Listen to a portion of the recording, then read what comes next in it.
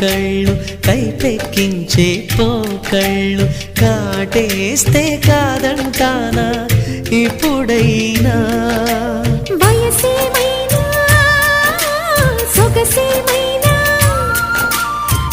మరపించే మనసేమైనా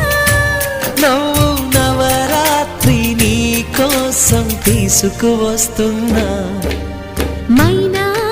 ఏమైనావే మన్మథ మాసం అయినా ఎంతైనా ఇది మెత్తని మోసం